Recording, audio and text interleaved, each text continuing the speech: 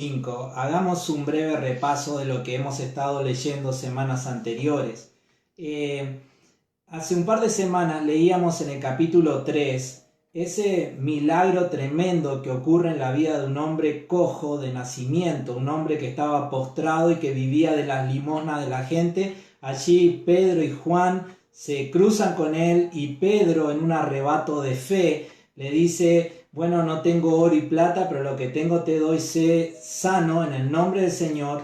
Y la fe de Pedro activa ese milagro, ¿verdad? Y cuando Pedro lo levanta, allí se fortalecen sus piernas y este hombre comienza a saltar y a alabar al Señor por el milagro recibido.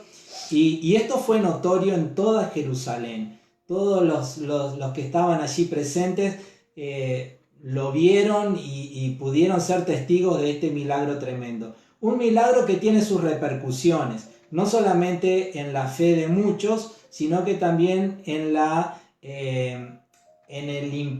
maldad del corazón de otros, porque el capítulo siguiente, el capítulo 4, nos habla de la persecución que se levanta contra Pedro y Juan por parte de los sacerdotes del templo por causa de este milagro. Entonces, allí ya en el capítulo 4 vemos esa primera persecución contra los discípulos de Jesús.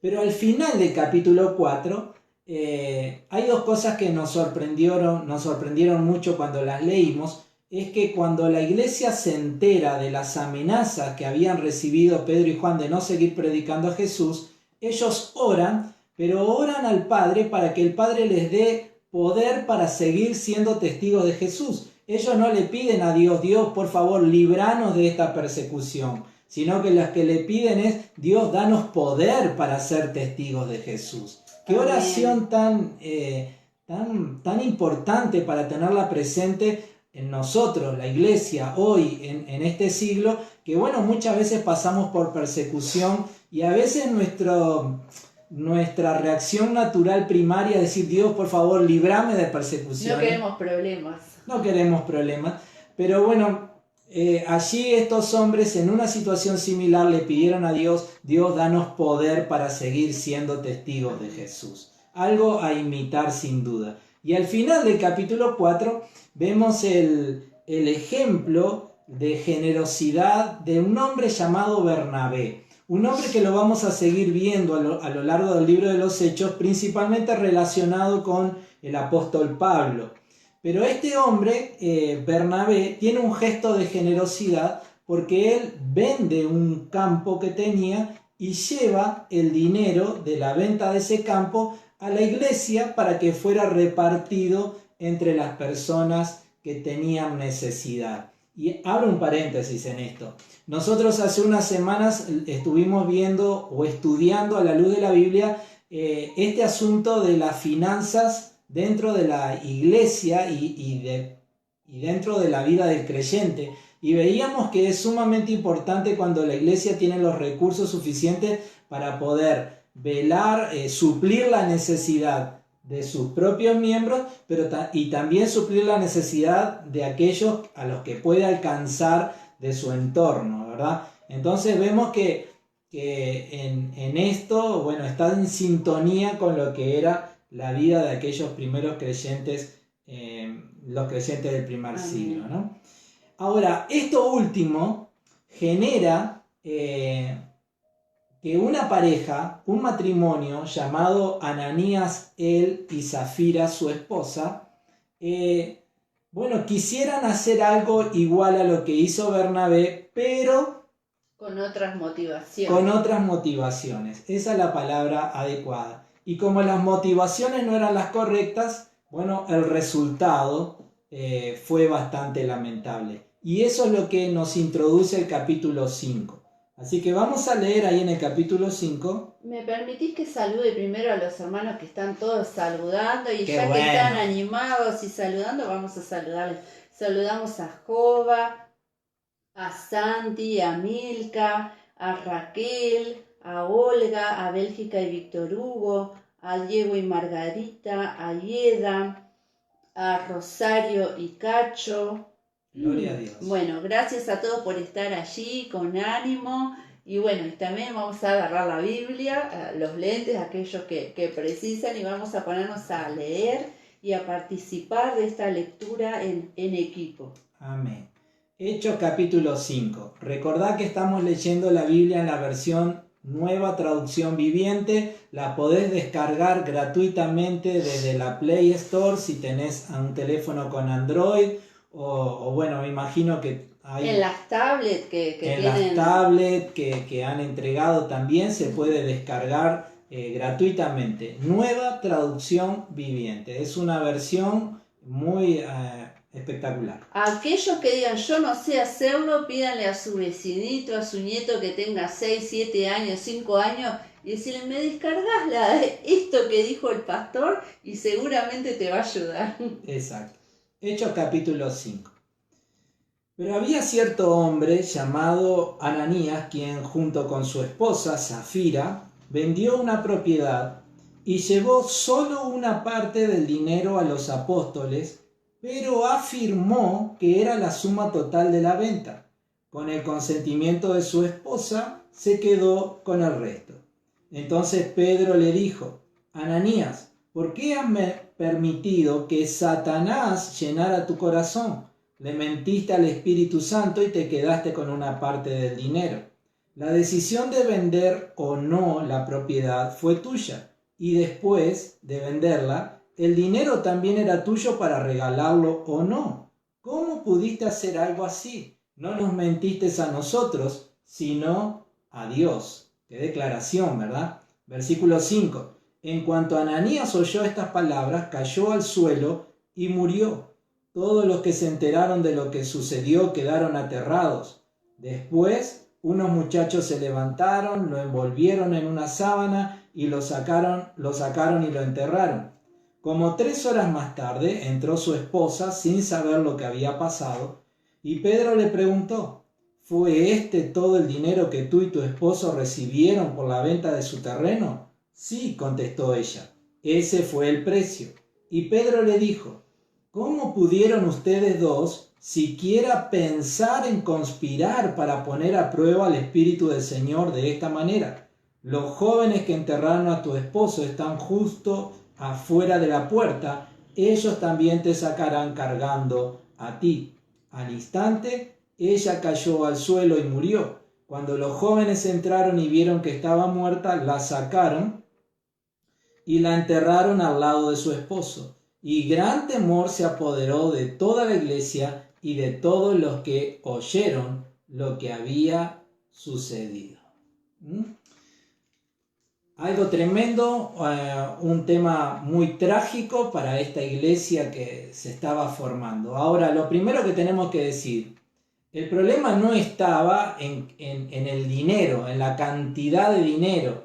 Es decir, el problema no estaba ahí. El problema estaba en que ellos estaban mintiéndole al Espíritu Santo, diciendo que algo era una cosa que en realidad no lo era.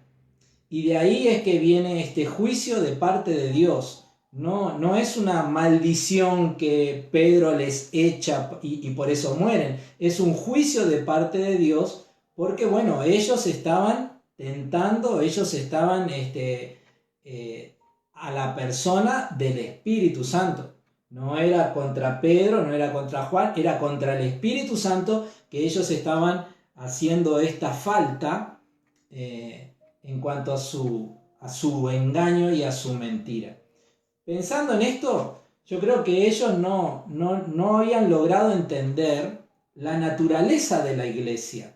No habían logrado entender que la iglesia era el lugar donde es el lugar donde Dios mora, y de esa manera no lograron entender que, bueno, si Dios está presente en ese lugar, bueno, uno no puede ir en una situación como la que ellos estaban yendo, ¿verdad? De hipocresía, de falsedad, de mentira, queriendo engañar a los hombres. Queriendo buscar su gloria, porque lo que ellos habrán visto es que todo el mundo se habrá puesto contento, admirando la actitud de Bernabé, y ellos dijeron, bueno, nosotros queremos lucirnos también, vamos a decir que estamos llevando todo, así todo el mundo. Entonces eran dos cosas, estaban mintiéndole al Espíritu Santo, buscando ser reconocidos de una manera falsa, que no era real. Y bueno, y estaba pensando ahora que como en los juicios que a veces se marcan precedentes, y creo que el Espíritu Santo estaba marcando un precedente,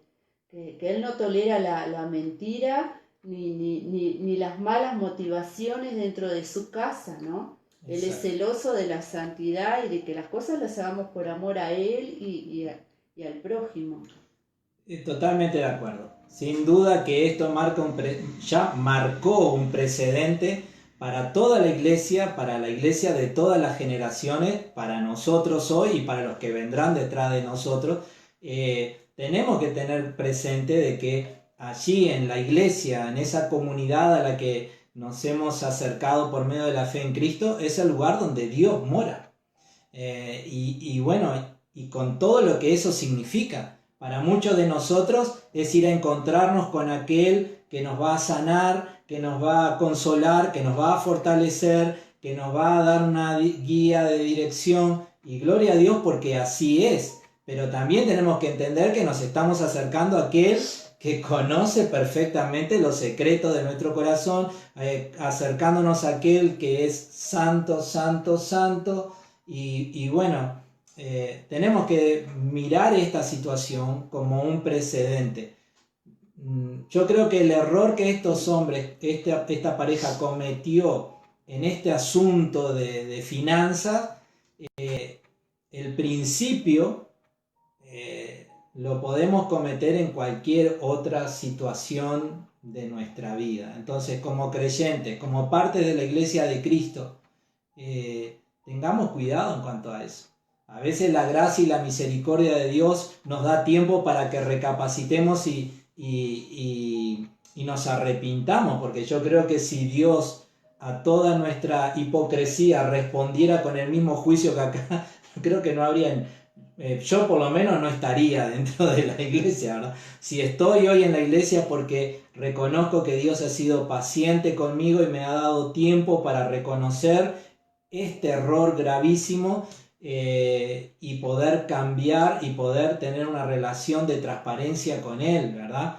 Donde no estoy poniéndome en una posición, sino que con transparencia, en humildad, reconociendo mi falta, pidiendo perdón cuando tengo que pedirlo, poder tener ese vínculo con la iglesia, ¿no? Tremendo, Ananías y Zafira, tremendo. Y lo otro que me parece importantísimo de este pasaje es lo que sucede a continuación.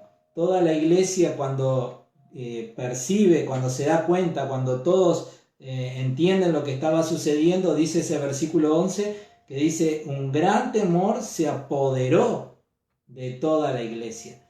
Y yo creo que es a subrayar la importancia de que el temor reverente, no el temor paralizante, no el miedo de, al castigo de Dios, ¿verdad? Sino ese temor reverente, de respeto, de estar atento a mi vida y no estar queriendo hacerle trampas a Dios. Ese temor reverente como elemento en la vida de la iglesia es sumamente importante. ¿Amén? Bueno, seguimos. Si hay algún comentario, vos cortame, ¿verdad? Versículo 12. ¿Qué sucede después de esto? Los apóstoles hacían muchas señales milagrosas y maravillas entre la gente, y todos los creyentes se reunían con frecuencia en el templo, en el área conocida como el Pórtico de Salomón. Pero nadie más se atrevía a unirse a ellos, aunque toda la gente los tenía en alta estima. Sin embargo, cada vez más personas, multitudes de hombres y mujeres, creían y se acercaban al Señor.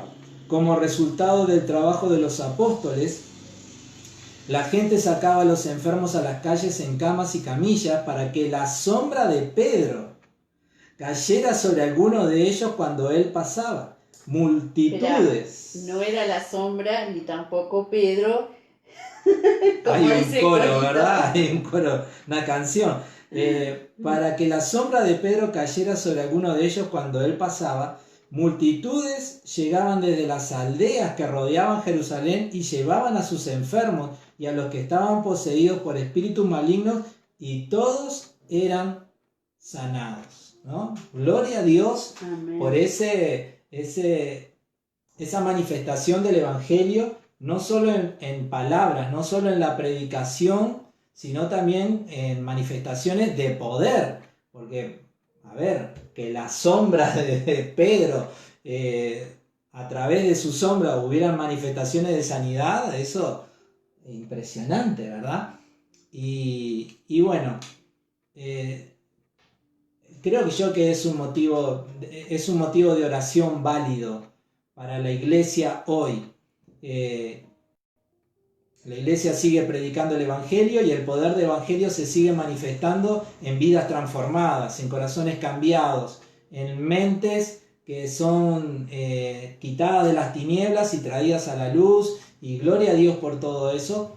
Pero bueno, creo yo que no hacemos mal en pedirle al Padre que si en su gracia y misericordia nos concede que el Evangelio en este tiempo también pueda tener este tipo de manifestación, ¿no? Así como en la iglesia del primer siglo. Y Dios, que es soberano, si así lo quiere hacer, bueno, que nos use de la misma manera que los usó a ellos. Que por una parte las personas tengan esa sed por experimentar el poder de Dios, y que al mismo tiempo la presencia de Cristo, de su Espíritu Santo en nosotros, sea potente para respaldar su palabra con prodigios y señales. Es una promesa en la Biblia, y sin duda, quizás no en esta magnitud así tan avasallante como la estaban viviendo ellos, pero nosotros tenemos que valorar que en nuestras circunstancias, quizás en situaciones más sencillas, como Dios está siempre respondiendo a aquellos que se acercan porque saben que somos de la iglesia o creyentes, cómo Dios les responde, cómo Dios obra. Dios quiere que todas esas personas reconozcan a Jesús y se afirmen a su camino y sean salvos, ¿no? Porque eso es lo importante. Amén.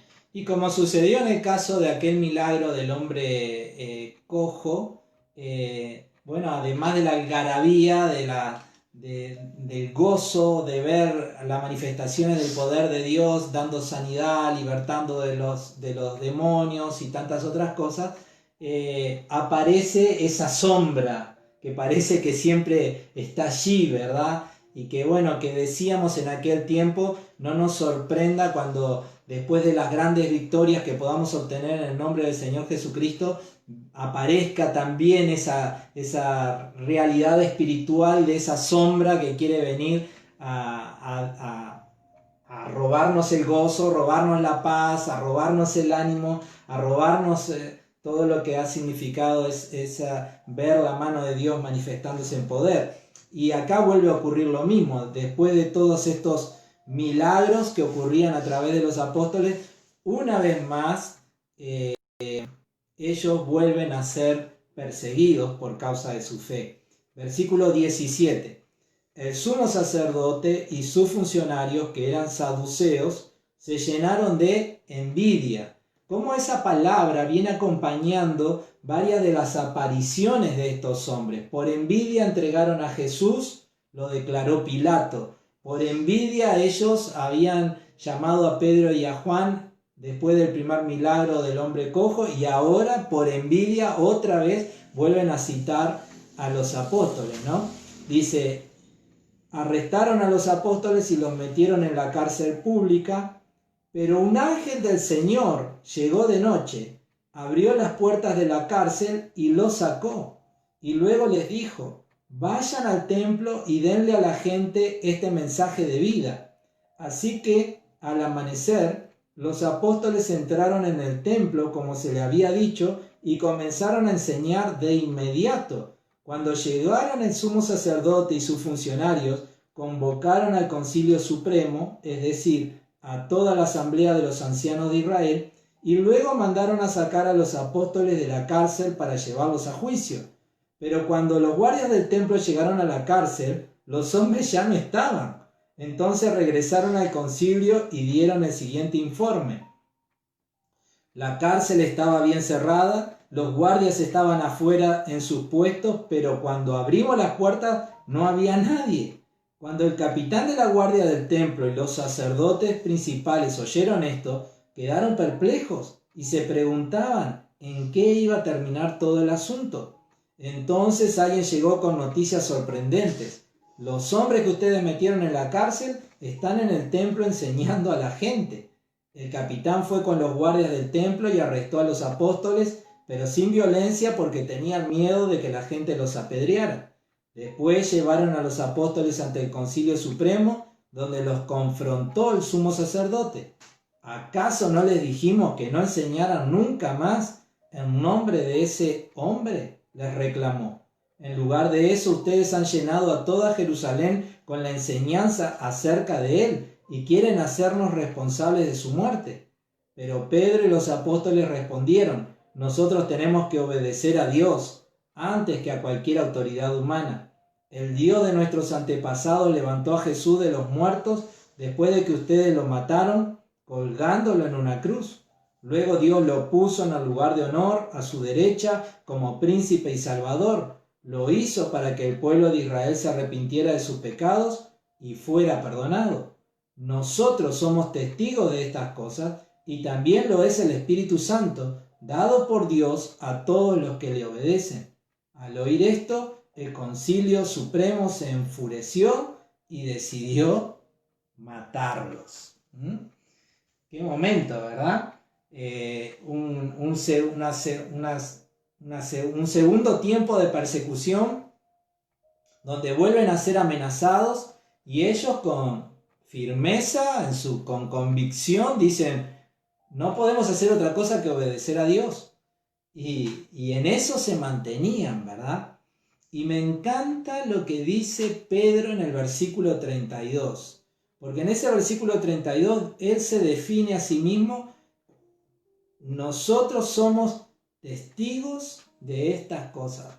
Eso era lo que ellos estaban haciendo. Ellos estaban siendo testigos tanto de la resurrección de Jesús como de la ascensión de Jesús. Ellos estaban siendo testigos de Jesús frente a toda Jerusalén. Y ese era su trabajo, hablar de lo que ellos habían visto con sus propios ojos, de lo que ellos habían experimentado en carne propia en esa relación con Cristo.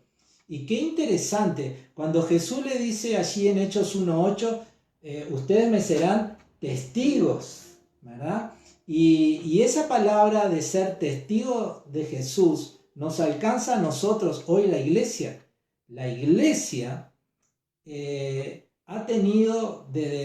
hemos tenido cada creyente desde el momento de nuestra salvación una experiencia con Jesús.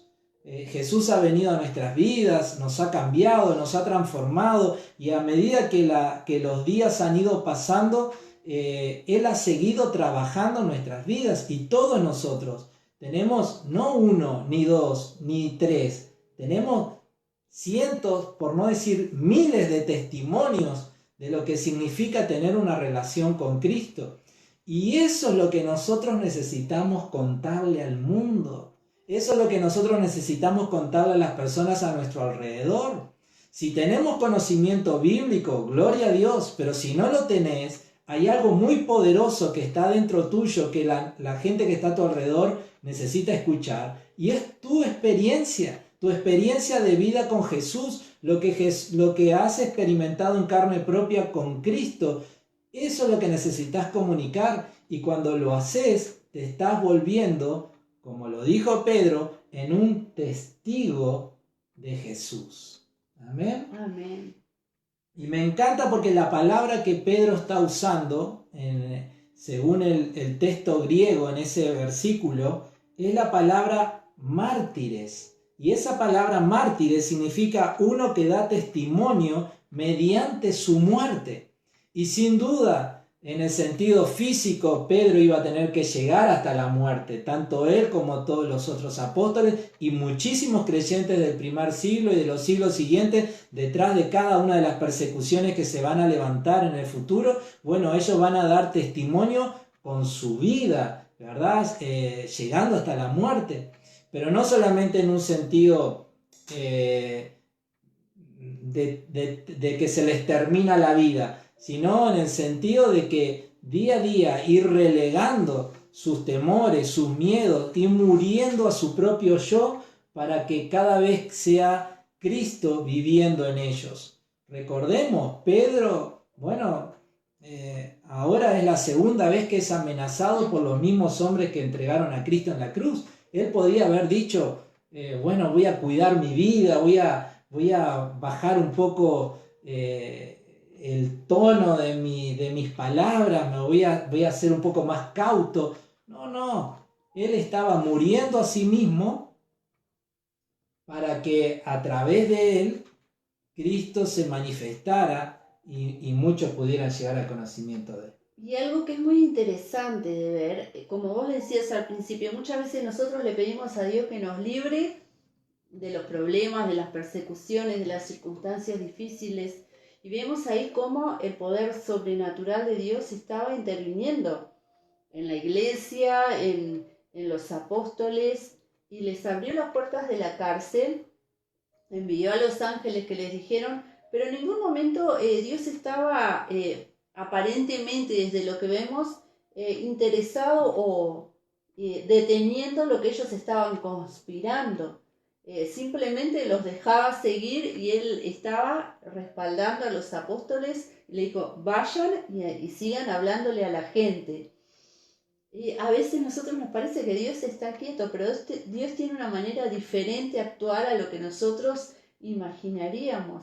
Dios sabe que hay cosas que tienen que suceder para que los tiempos sigan cumpliéndose hacia donde Él quiere que vayamos y tenemos que confiar en Dios. Exacto. Él obra perfectamente. Él estaba allí, les abrió la puerta de la cárcel, los mandó a predicar, pero los otros siguieron conspirando y con su corazón planeando cosas, pero eso no quería decir que Dios no estaba obrando, todo lo contrario. Todo lo contrario. Y de este versículo 32 también me encantaría resaltar, porque me parece fantástico, la segunda parte del versículo que dice, bueno, nosotros somos testigos de estas cosas, refiriéndose a Pedro y a los demás, pero también dice, y también lo es el Espíritu Santo. Qué importante es ser consciente y ver que esta obra de ser testigo de Jesús, de ayudar a las personas a ir a los pies de la cruz, a salir de un reino de tinieblas y pasar al reino de la luz, es una obra del Espíritu Santo. Es el Espíritu Así Santo el es. que convence, el que quita la venda, el que da fe. Es el Espíritu Santo el que toma el mensaje de la palabra y lo hace penetrar hasta lo más profundo del corazón y tira por tierra argumentos y fortalezas de humana sabiduría. Es la obra del Espíritu Santo. Ninguno de nosotros podríamos decir que tenemos la capacidad de producir el arrepentimiento, el nuevo nacimiento, la conversión de alguien. No somos nosotros, es el Espíritu Santo. Y me encanta que en ese versículo 32 Pedro une ambos esfuerzos, el esfuerzo de ellos con el esfuerzo del Espíritu Santo. Y yo creo que es así como ocurre la conversión de las personas, ¿verdad? El Espíritu Santo trabajando a través de la iglesia, el Espíritu Santo poniendo palabras en nuestros labios, el Espíritu Santo obrando en la persona que está escuchando, que está recibiendo. Qué importante es que nosotros podamos entender esta dinámica de ese trabajo en equipo entre nosotros, entre el Espíritu Santo y nosotros, ¿verdad? Es precioso. Trabajar en equipo con el Señor y confiar en Él es precioso. Bien, versículo 34. Pero uno de los miembros, recuerden cómo terminamos el versículo 33, ¿no? Luego de toda esa declaración de Pedro, ahora ya los quieren matar. Es decir, ese es el pensamiento que se llena en el corazón de los sacerdotes y de todos los del Sanedrín. Versículo 34. Pero uno de los miembros, un fariseo llamado Gamaliel, experto en la ley religiosa, respetado por toda la gente, se puso de pie y ordenó que sacaran de la sala del concilio a los hombres por un momento. Entonces le dijo a sus colegas: hombres de Israel, tengan cuidado con lo que piensan hacerles a estos hombres. Hace algún tiempo hubo un tal Teudas, quien fingía ser alguien importante. Unos 400 personas se le unieron, pero a él lo mataron y todos sus seguidores se fueron cada cual por su camino.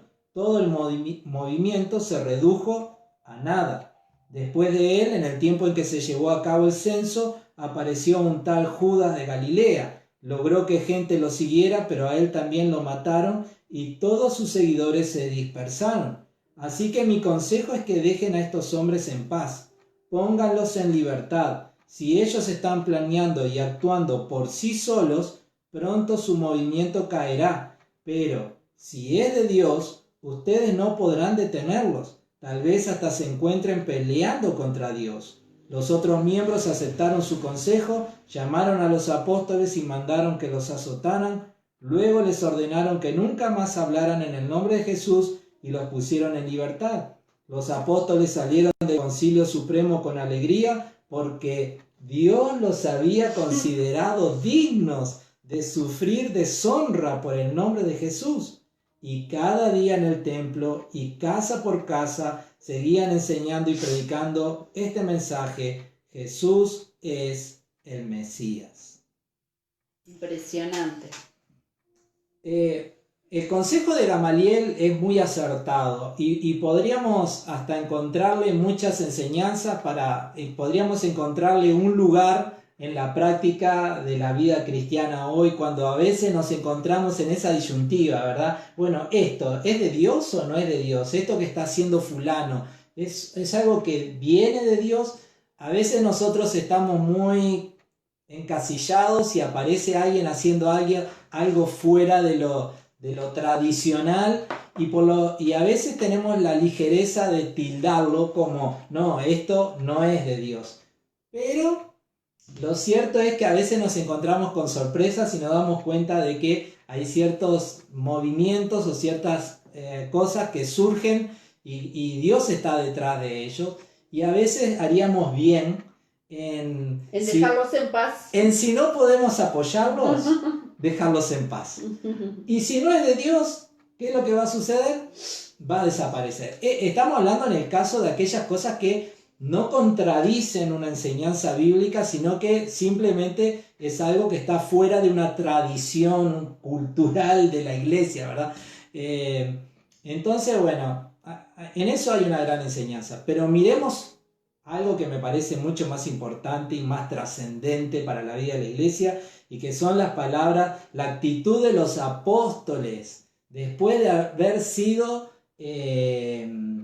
azotados por causa de su ministerio. Versículo 41.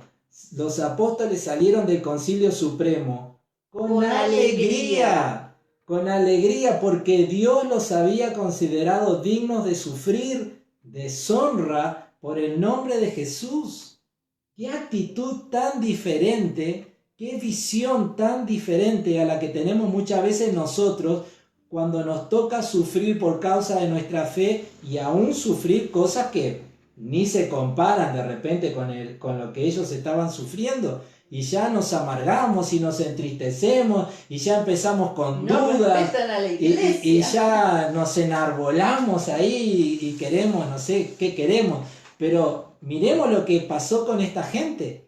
Esta gente sale de aquel lugar, una vez más, sin la tristeza y la angustia por haber sido azotado, sin el lamento de pedirle a Dios: Dios, otra vez me pegaron, librame de estas cosas. No, salieron de aquel lugar con alegría y agradecidos por haber sido tenidos por dignos de haber sufrido afrenta. Bueno, sinceramente, estamos lejos de eso, ¿verdad? Cuando leía este pasaje recordé las bienaventuranzas del Señor Jesús.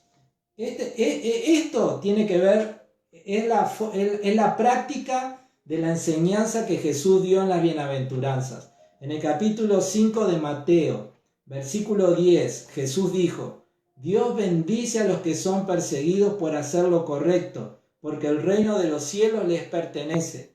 Dios los bendice a ustedes cuando la gente les hace burla y los persigue y miente acerca de ustedes y dice toda clase de cosas malas en su contra porque son mis seguidores. Alégrense, estén contentos porque les espera una gran recompensa en el cielo. Y recuerden que a los antiguos profetas los persiguieron de la misma manera. Y ahí viene el motivo por el cual estos hombres se sentían alegres. Una visión totalmente diferente frente a la persecución de la que a veces nosotros tenemos. A veces nosotros nos victimizamos y ya queremos tirar la toalla y ya un montón de cosas. Pero Jesús lo dijo, estén contentos, estén alegres si sufren por causa de mí, porque un gran galardón les va a estar esperando en el cielo. Y nos nivela con aquellos grandes hombres de Dios, aquellos profetas que fueron perseguidos también por causa de su fe. Entonces ahí está el motivo de esta alegría de Pedro y de los demás. No es porque fueran, ¿cómo es que se llama cuando te gusta que te peguen? Masoquistas. No se trata de que ellos fueran masoquistas o estuvieran locos. No, ellos simplemente estaban viviendo la palabra y seguramente recordando esta bienaventuranza del Señor Jesús y diciendo, gloria a Dios, porque el Señor nos ha tenido por dignos de sufrir como sufrieron aquellos hombres de la antigüedad, y gloria a Dios porque todo esto está generando grandes recompensas para nosotros en el cielo. Tenemos que entender la visión de Jesús, la visión de la iglesia, cuán diferente es a la visión de éxito que muchas veces tenemos en las iglesias occidentales, que es de, estamos bendecidos cuando nuestro templo es gigante, vienen miles, hay muchos aplausos, esto, lo otro. Sí, todo eso es lindo, pero hay algo que es la honra que vas a recibir cuando aceptás ciertos riesgos a causa del nombre de Jesús y está lejos de los aplausos. Ellos estaban muy lejos de los aplausos, estaban alegres porque habían sido considerados dignos de sufrir por la causa de Cristo. Totalmente de acuerdo. Eso lo vamos a ver varias veces acá en el libro de los Hechos y más adelante ahí con Pablo y Silas, que es uno de mis favoritos. Pero se trata de sufrir y al mismo tiempo estar contento alabando a Dios. Sí, nosotros en algún momento dijimos que íbamos a tratar ese tema del sufrimiento dentro de la vida de la iglesia, de la vida del creyente, porque la Biblia habla muchísimo sobre eso en el Nuevo Testamento, no solo en el Antiguo, y creo que es un aspecto que a veces es olvidado dentro de la fe cristiana y necesitamos, repasar y releer lo que Jesús vende habló. Es Jesús te va a sanar, vas a ser totalmente feliz, no te va a pasar nada, pero eso contradice lo que enseñó Jesús. En este mundo van a tener aflicción y si todavía querés entregar tu vida a Cristo, te vas a enfrentar con dificultades, esa es la verdad. Pero es una motivación estar con Jesús caminando a nuestro lado. Ahí estaban los ángeles acompañando a los apóstoles en todo momento, pero ellos estaban asumiendo los riesgos y corriéndoles con alegría. Así mismo es. Y y llegamos al final de este capítulo 5. Simplemente mencionar lo que dice lo que ya vimos varias veces en esta iglesia incipiente. Ellos se estaban reuniendo en el templo. Ese templo es el templo en Jerusalén. Todavía estaban en esa transición. Pero dice también que se reunían casa por casa. La realidad de la iglesia en las casas, ¿verdad? Qué importante que es eso, porque es una manera poderosa para